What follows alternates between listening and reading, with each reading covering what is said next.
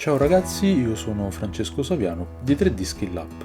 In questo breve video vedremo il Quick Favorites menu di Blender, un modo semplice per utilizzare velocemente gli strumenti che usiamo più di frequente o quelli favoriti. Funziona per molti strumenti e opzioni, ad esempio se vogliamo aggiungere un modificatore che usiamo frequentemente al Quick Favorites menu, basterà cliccare con il tasto destro del mouse e selezionare la funzione Add Quick Favorites.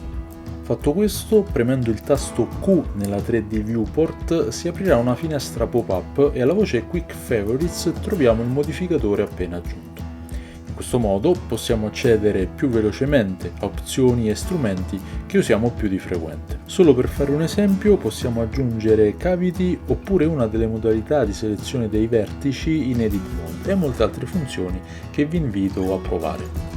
Per eliminare una funzione aggiunta nel Quick Favorites menu di Blender basterà cliccarci con il tasto destro e quindi selezionare Remove from Quick Favorites.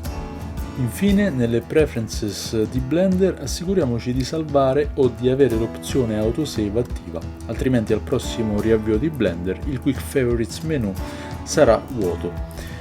Questo è tutto per oggi. In questo breve video abbiamo visto l'utile Quick Favorites menu di Blender. Se è stato di vostro gradimento lasciate un like, iscrivetevi al canale e seguite 3D Skill Up. Grazie ragazzi, alla prossima!